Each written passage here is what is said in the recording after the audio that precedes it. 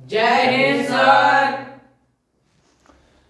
जय हिंद बच्चों, इस समय आप लोग महामना इंस्टीट्यूट के यूट्यूब चैनल से जुड़े हुए हैं और इस चैनल में मैं आप सबका स्वागत करता हूं। आज हम लोग class 11th mathematics Hindi medium NCERT book के 15th चैप्टर सांख्यिकी यानी स्टैटिक्स के हम लोग प्रश्नावली 15.1 के क्वेश्चन नंबर 12 को देखने जा रहे हैं। देखिए, क्वेश्चन नंबर 11 और क्वेश्चन नंबर 12 दोनों एक तरह के हैं। क्वेश्चन नंबर 11 को करना काफ़ी आसान है, 12 में थोड़ा सा टफनेस है, इसलिए हम इसको बताने जा रहे हैं। तो चलिए 12 हम बताएंगे, फिर आपको समझ में आ जाएगा। देखिए 12 में क्या दिया हुआ है, नीचे दिए गए 100 व्यक्तियों के आयु के बंटन की माध्यिका। 100 व्यक्ति हैं और 100 व्यक्तियों की आयु के बंटन की माध्यिका आयु के सापेक्ष माध्य विचलन की गणना कीजिए। यानी यहाँ पर माध्यिका के सापेक्ष माध्य विचलन की गणना आपको करनी है। इसका मतलब कि पहले हमको माध्यिका ज्ञात करना होगा। और देखिए, माध्यिका ज्ञात करने के लिए जो फार्मूला होता है हम आपको बता दें। माध्यिका को कैपिटल यम से नॉर्मली हम लोग रिप्रेजेंट करते हैं। माध्यिका यम बराबर होता है यल, यल का मतलब होता है लोअर लिमिट, और ये n/2 वास्तव में कैपिटल यन जो होता है वो सिग्मा एफ आई के इक्वल होता है। सिग्मा एफ आई के जगह पर ही कैपिटल यन रखा जाता है। और c जो होता है संचयी बारंबारता होती है, कॉम्युलेटिव फ्रीक्वेंसी होती है। और यच जो होता है वर्गांतराल का अंतर होता है। और यफ जो होती है ये मैक्सिमम फ्रीक्वेंसी होती है, अधिकतम बारंबारता होती है। तो इस फार्मूले से हम लोग माध्य विचलन निकालेंगे, और जब माध्य विचलन इस फार्मूले से हम लोग माध्यिका निकालेंगे। जब माध्यिका निकल जाएगा तब हम लोग इस फार्मूले का यूज़ करेंगे। ये माध्य विचलन यानी माध्यिका के सापेक्ष माध्य विचलन ज्ञात करने के लिए formula sigma f i mod x i minus M upon sigma f i, इसका हम लोग यूज़ करेंगे। तो चलिए सबसे पहले देखा जाए कि क्वेश्चन में दिया क्या हुआ है।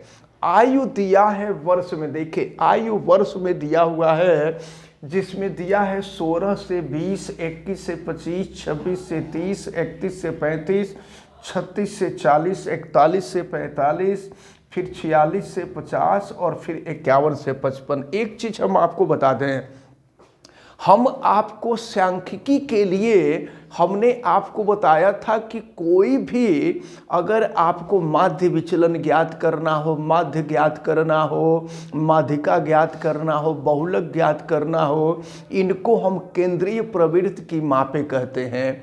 तो अगर कोई भी केंद्रीय प्रवृत्ति की माप ज्ञात करना हो तो इसके लिए हमें आंकड़ों की ज़रूरत पड़ती है। और आंकड़े जो होते हैं दो तरह के होते हैं, एक अवर्गीकृत आंकड़े और दूसरे वर्गीकृत आंकड़े। तो अवर्गीकृत आंकड़ों से संबंधित जो क्वेश्चन थे वो 1, 2, 3, 4 थे, ये अवर्गीकृत आंकड़े थे। इसके बाद वर्गीकृत आंकड़े भी हमने आपको बताया था दो तरह के होते हैं, जिसमें एक असतत होता है, इसके बाद सतत होता है।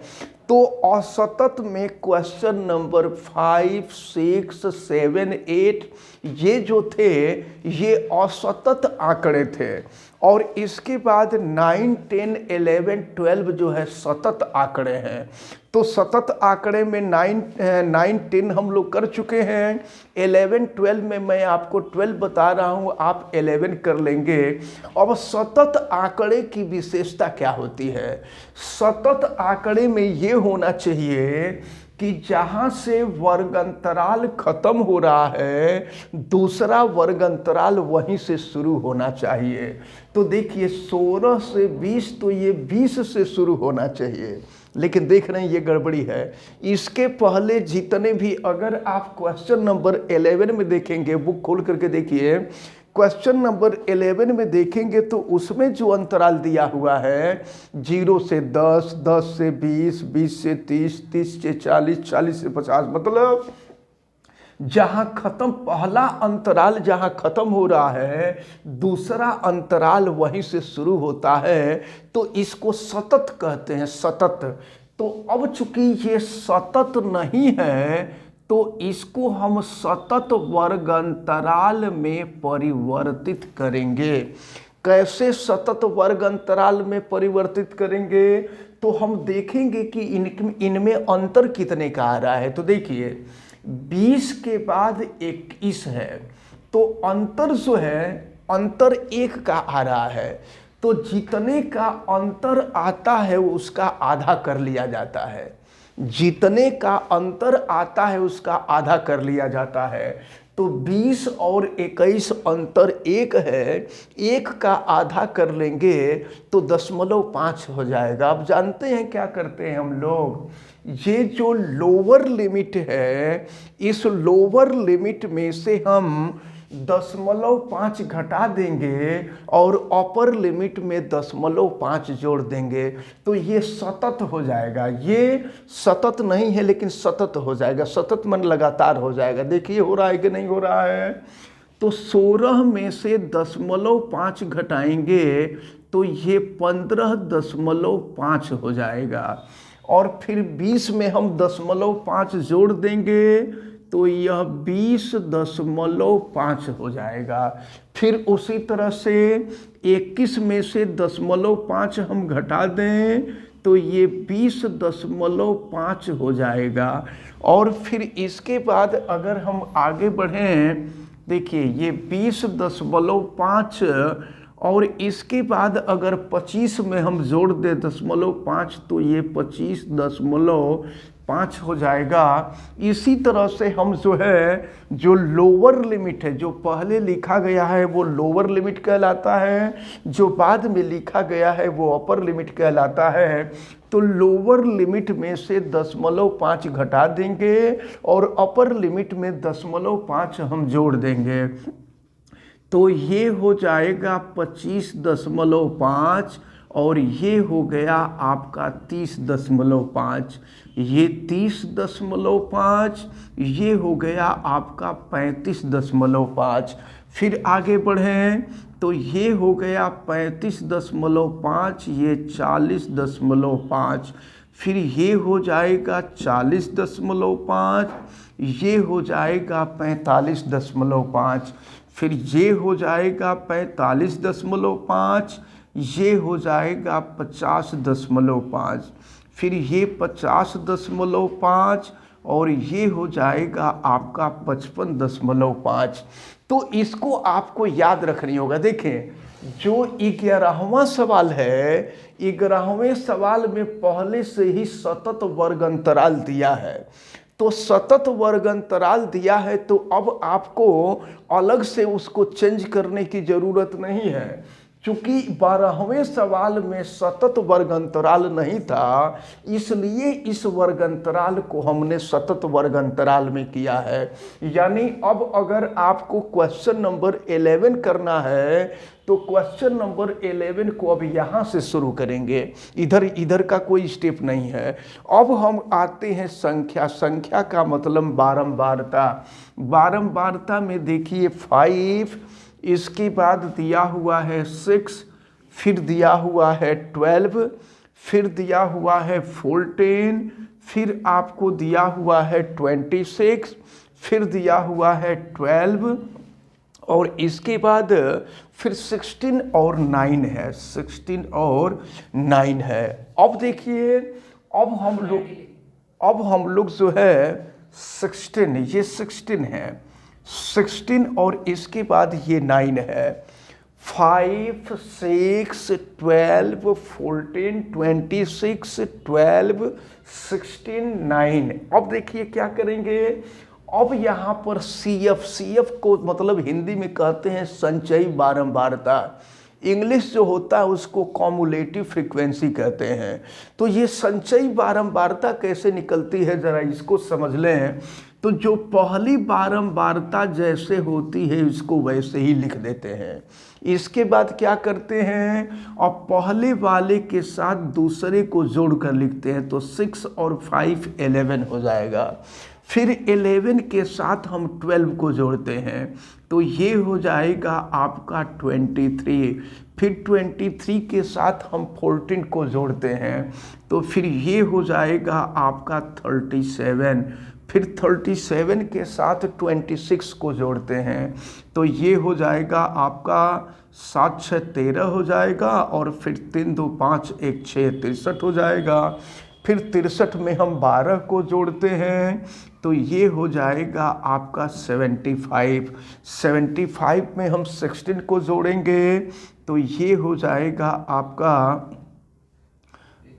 91 हो जाएगा, और फिर 91 में हम 9 को जोड़ देंगे, तो ये हो जाएगा 100 हो जाएगा।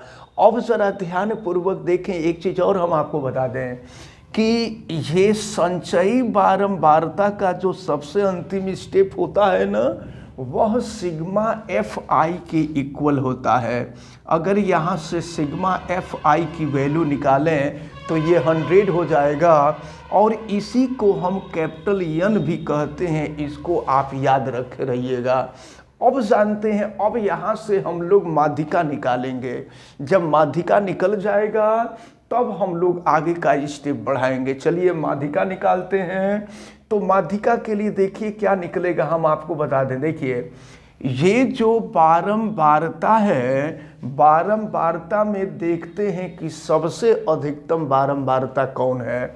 तो सबसे अधिकतम बारंबारता देख रहे हैं कि 26 है, तो 26 ही यफ होता है।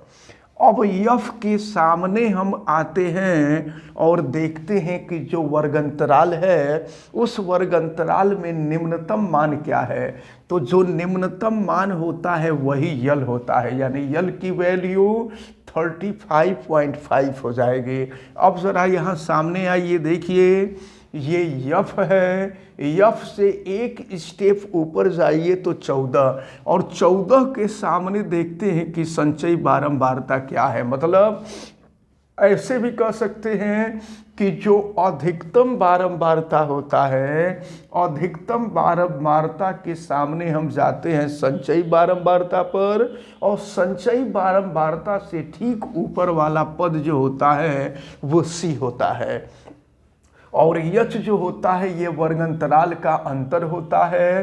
तो चलिए अब हम लोग जो है इसको सॉल्व करते हैं, देखते हैं। तो सबसे पहले हम लोग माध्यिका निकालेंगे। जब माध्यिका निकल जाएगा तब जाकर के माध्य विचलन निकालेंगे।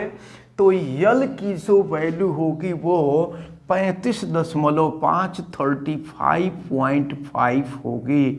इसके बाद देखें क्या हो जाएगा, यहाँ n/2 कैपिटल N जो होता है वो सिग्मा एफ आई की वैल्यू होती है। तो ये हो जाएगा आपका 100/2 और माइनस सी। देखिए सी की वैल्यू क्या है, 37 है, और फिर ये हो जाएगा आपका अपान यफ। यफ की वैल्यू देख लीजिए 26 है, ये हो गया 26, और इनटू होता है यच। यच का मतलब वर्गंतराल का अंतर। देखिए वर्गंतराल का अंतर ये 40.5 है, ये 35.5 है। तो 40.5 में से 35.5 जब हम घटा देंगे तो 5 आ जाएगा। तो यच की जो वैल्यू होगी वो 5 हो जाएगी। चलिए अब हम इसको सॉल्व करते हैं। तो ये हो जाएगा m = 35.5 और प्लस यहाँ से 2 से डिवाइड कर देंगे तो ये हो जाएगा 50 - 37 अपान 26 और इंटू है 5।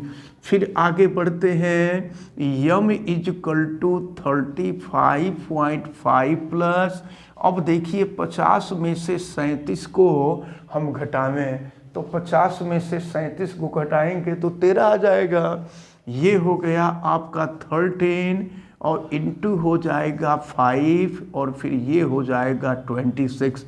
ज़रा देखिए 13 से कटा देंगे तो 13 दूना 26 हो जाएगा, और 2 से 5 को कटा देंगे तो 2.5 हो जाएगा। फिर देखिए क्या मिलेगा आपको, यम बराबर हो जाएगा 35.5 और धन हो जाएगा 2.5, जोड़ लीजिए तो ये हो जाएगा, ये 38 हो जाएगा। दोनों को जोड़ लीजिए, 5 5 10 हो गया, 0 हासिल 1, फिर 5 2 7 और 7 1 8 हो जाएगा, 38 हो जाएगा, 38.0 हो जाएगा। तो यहाँ पर हम लोगों को माध्यिका निकल गई। अब देखिए अगला स्टेप क्या होगा, तो अगला स्टेप होगा यक्स आई माइनस यम। अब यहाँ पर एक फॉल्ट हम लोग कर दिए हैं, यक्स आई अभी निकाले नहीं हैं, यक्स आई हम लोगों को निकाल लेना चाहिए। देखिए एक काम कर दें, अभी हम आपको बता दें कि वर्गंतराल के ठीक बाद जो है यक्स आई निकाला जाता है। ये कॉलम हम लोगों का छूट गया है, ये कॉलम हम लोगों को कर लेना चाहिए। देखिए थोड़ा सा फॉल्ट हो गया था, ये मध्य पद जो होता है वर्गंतराल के बाद लिखा जाता है, तो इसलिए हमने इसको इरेज करके हमने लिखा है, ये मध्य पद एक्स आई होता है। और देखिए ज़रा इन दोनों को अगर जोड़ें 15, मध्य पद कैसे निकाला जाता है, दोनों को जोड़ के 2 से भाग दे दिया जाता है। तो 15.5 में 20.5 जोड़ेंगे 36 होगा, और 2 से भाग दे देंगे तो 18 आ जाएगा। इसी तरह से 25.5 में 20.5 जोड़ेंगे तो 46 हो जाएगा, और 2 से भाग दे देंगे तो 23 हो जाएगा। इसी तरह से हम आगे बढ़ते जाएं तो ये हो जाएगा आपका 28 हो जाएगा, और फिर ये हो जाएगा आपका 33, और फिर ये हो जाएगा आपका 38, और फिर ये हो जाएगा आपका 43, और फिर ये हो जाएगा आपका 48, और फिर ये हो जाएगा 53 हो जाएगा। अब चलें ज़रा ध्यानपूर्वक देखें। अब हम आते हैं आगे, और यहाँ पर जो स्टेप आपका है मॉड एक्स आई माइनस यम है, तो यम की वैल्यू 38 है। हम 38 में से अगर 18 घटा दें, अच्छा मॉड है, मॉड का मतलब यहाँ पर पॉजिटिव नंबर ही लेना है, तो पॉजिटिव नंबर हम लेंगे। तो अब देखिए ये हो जाएगा आपका 0 और ये 2, ये हो जाएगा एक्स आई माइनस यम किए तो ये 20 हो गया। अब इसके बाद नेक्स्ट स्टेप में देखें, यहाँ है 23, तो अब अगर 38 में से हम 23 घटा दें तो फिर क्या मिलेगा, देखें तो ये हो जाएगा आपका 5 और ये 15, यानी यहाँ पे आ गया आपका 15। ये एक्स आई माइनस यम हम निकाल रहे हैं, ये एक्स आई है और इसमें से हम यम को माइनस कर रहे हैं। तो अब देखें आप, फिर यहाँ आते हैं, ये 28 और 28 में से 38 घटाएंगे तो ये हो जाएगा आपका 10।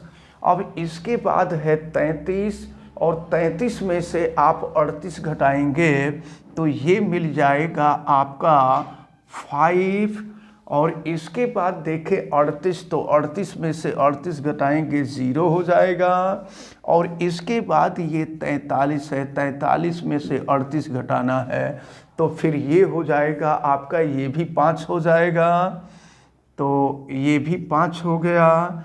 इसके बाद 48 में से 38 को घटाना है, तो 48 में से 38 घटाएंगे 10 हो जाएगा। और फिर 53 में से 38 को घटाना है, 53 में से 38 को घटाना है, तो 13 में से 8 घटेगा 5 हो जाएगा, और ये हो गया, ये 15 हो जाएगा। अब इसके बाद देखिए ये mod x i minus M की वैल्यू निकल गई। यहाँ पर मॉड का मतलब ये होता है कि जो संख्या आ रही है उसके वर्ग का वर्गमूल। तो नॉर्मली यहाँ पर जो पॉजिटिव नंबर आता है उस पॉजिटिव नंबर को ही हम लेते हैं। अब इसके बाद अगले स्टेप में f i into mod x i minus M करते हैं। तो देखिए ये है एफ आई और ये है एक्स आई माइनस यम हम करते हैं। चलिए तो 20 में 5 का गुणा करेंगे 100 हो जाएगा। फिर ये जो है 15 छक्का 90 हो जाएगा, ये हो गया आपका 90। 12 में 10 का हमने गुणा कर दिया तो ये हो गया 120। 14 पाँचे होता है 70 और फिर ये हो जाएगा आपका 0 और फिर यहाँ पर 12 पाँचे 60 हो जाएगा और फिर ये 16 दहा में 160 हो जाएगा और फिर ये जो है 15 नवा 135 ना 135 हो जाएगा। अब इसके बाद देखिए इसका सिग्मा हमको निकालना है, इसका जोड़ निकालना है। जोड़िए तो ये हो जाएगा 5 और ये देखिए 9 2 11 11 7 18 18 और 6 हो जाएगा 24 24 36 और 30 और 3 33 3 हो जाएगा, बचा 3 तो 3 1 4 1 5 1 6 1 7 ये हो जाएगा 735। तो ये सिग्मा एफ आई यहाँ हम लिख सकते हैं, ये sigma f i mod x i minus M की वैल्यू निकली है। अब जरा ध्यानपूर्वक देखें, अब हमको माध्य विचलन ज्ञात करना है, M D with respect to M, यानी माध्यिका के सापेक्ष माध्य विचलन। तो चलिए sigma x i into x i, sigma f i into x i minus M की वैल्यू हमने निकाला, ये है 735 और बटा में सिग्मा एफ आई की वैल्यू है 100 से डिवाइड कर देंगे तो ये हो जाएगा 7.35। तो इस प्रकार यहाँ पर माध्य के सापेक्ष माध्य विचलन निकला, माध्यिका के सापेक्ष माध्य विचलन निकला। तो इस प्रकार जो है ये क्वेश्चन नंबर 12 आपका कंप्लीट होता है। जब क्वेश्चन नंबर 11 आप करेंगे तो उसमें केवल ये पहला स्टेप नहीं रहेगा, इसके बाद सभी स्टेप उसमें रहेंगे। और चूंकि ये सतत वर्ग अंतराल का काम भी आपको क्वेश्चन नंबर 11 में नहीं करना है, उसमें सतत करके दे दिया है। और इसके बाद सारी वैल्यूज जो होंगी जैसे हम निकाले हैं वैसे ही करेंगे। तो ये इसका आंसर जो है माध्यिका के सापेक्ष माध्य विचलन 7.35 आया। और ये एक तरह से क्वेश्चन नंबर 12 के साथ प्रश्नावली 15.1 भी कंप्लीट होती है। इसके बाद जब अगली प्रश्नावली हम लोग देखेंगे तो अगली प्रश्नावली देखिए, अभी यहाँ पर हम लोग माध्य विचलन निकाले हैं। अब अगली प्रश्नावली में हम लोगों को मानक विचलन निकालना है, मानक विचलन निकालना है, फिर प्रसरण निकालना है। तो इसको हम लोग देखेंगे कल, और ये भी इसमें ज़्यादा क्वेश्चन नहीं है, 1-2 दिन में ये कंप्लीट हो जाएगा। तो इसको आप अच्छी तरह से पढ़ें, अच्छी तरह से तैयार करें। फिलहाल ये जो क्वेश्चन नंबर 12 था आप सबको समझ में आ गया है? Yes sir. चलिए ठीक है, अच्छी तरह से आप सभी लोग तैयार करें। और जो वीडियो देख रहे हैं जो लोग, ये अच्छी तरह से आप लोग भी तैयार करें। कहीं से प्रॉब्लम हो तो आप हमें कमेंट करके ज़रूर बतावें, और वीडियो को आप लाइक ज़रूर करें। और अगर चैनल पे नए हैं तो चैनल को सब्सक्राइब भी कर लीजिए, बेल आइकन को भी प्रेस करें। और अगर किसी प्रकार की कोई दिक्कत समझ में आती है तो हमें कमेंट करके बतावें, और वीडियो को मैक्सिमम स्टूडेंट तक शेयर करें। आप सभी लोगों का बहुत बहुत धन्यवाद। जय हिंद।